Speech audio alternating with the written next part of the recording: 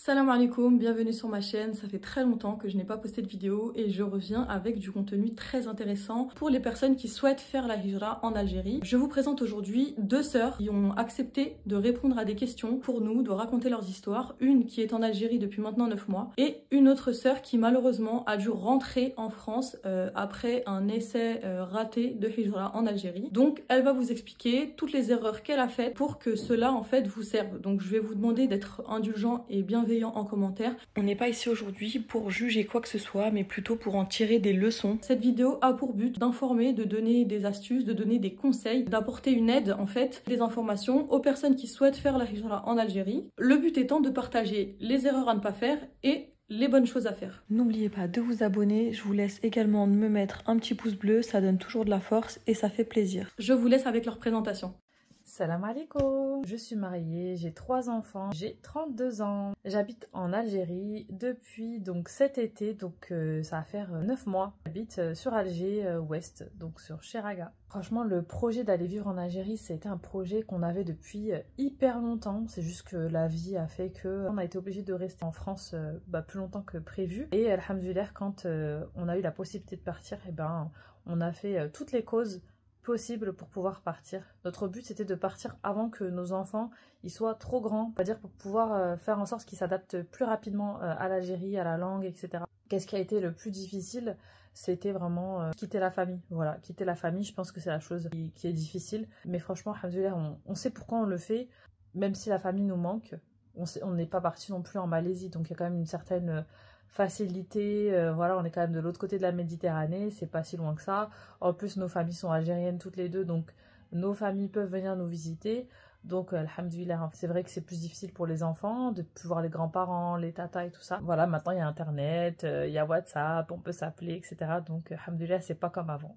La question que tout le monde se pose, la source de revenus. Moi, si tu veux, avant de venir en Algérie, j'ai toujours été entrepreneuse. Déjà, ça fait 8 ans. Ouais, 8 ans. Wow, ça fait déjà 8 ans.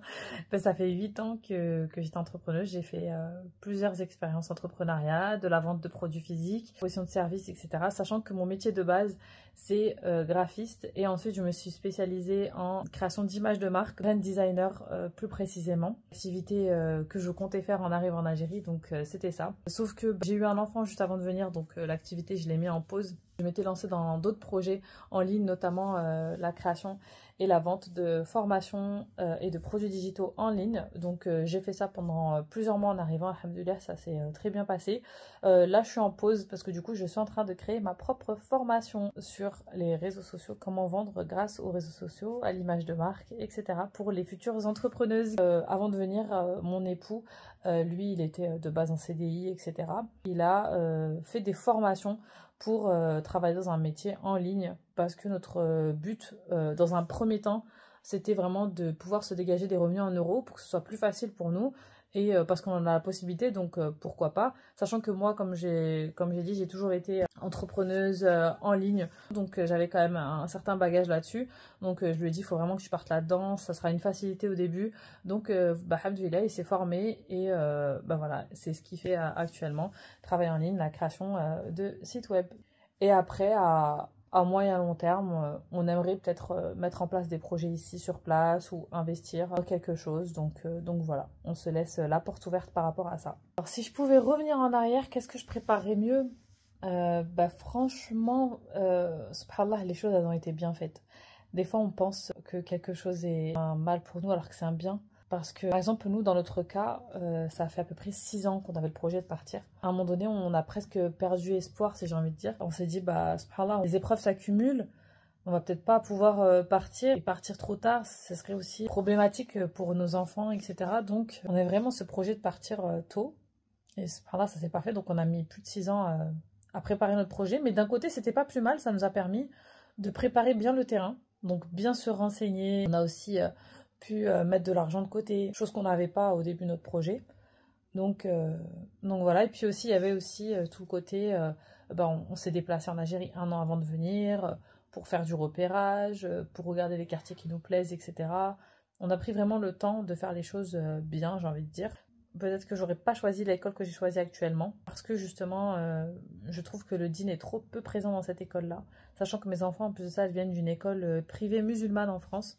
Et là, ça leur a fait trop un gap, il y avait trop une différence, malheureusement. C'était des données que j'avais pas assez pris en compte avant de venir.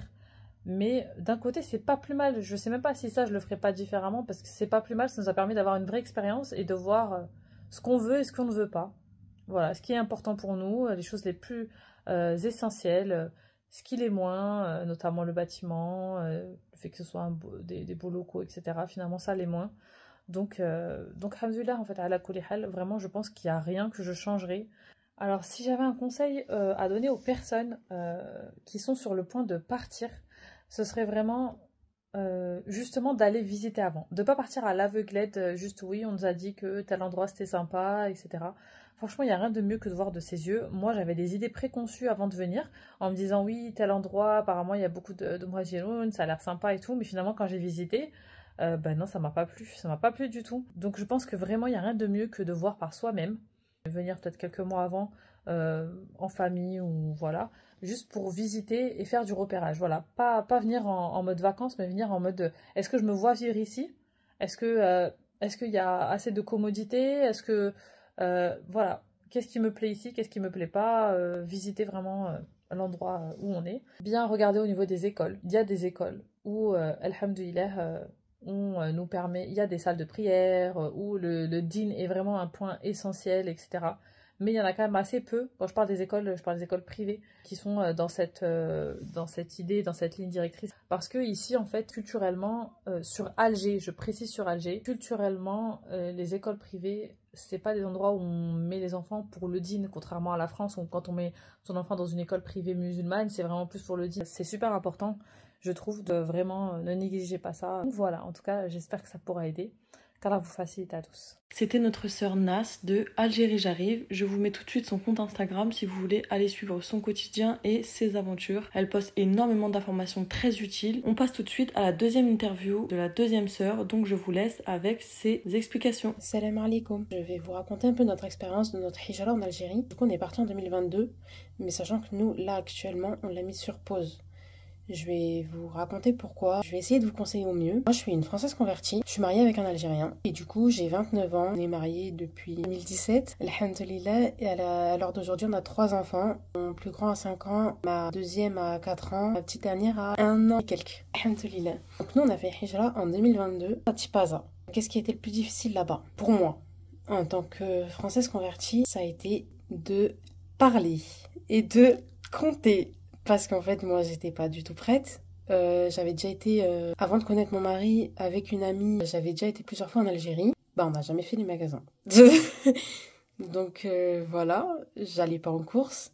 Donc j'ai pas trop vu. En fait, j'étais plus en mode touriste qu'en mode ménagement. Vu que là-bas, certaines fois c'est 1 centime, mais pas tout le temps. Bah du coup, je laissais plus ça à monsieur. Hein.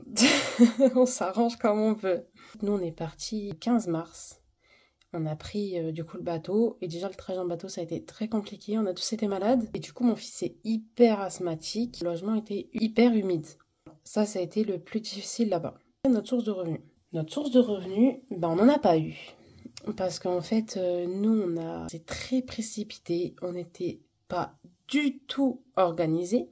Du coup ça a été très très compliqué. On est parti avec un projet d'ouvrir un hanout là-bas, comme un salon de thé mais version jus de fruits.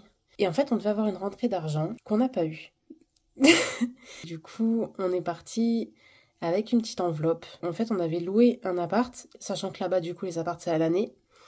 Le propriétaire nous avait dit comme quoi il était meublé, etc., qu'il y avait juste un frigo à acheter. Donc, ok, on avait prévu un petit peu pour le budget frigo, mais en fait, tout le reste, c'était, ça devait nous tenir quelques mois de recevoir l'argent et du coup, d'ouvrir notre truc. Sauf que quand on arrive là-bas, du coup, on donne l'argent du loyer pour 1 an. Quand on pousse la porte, appartement vide.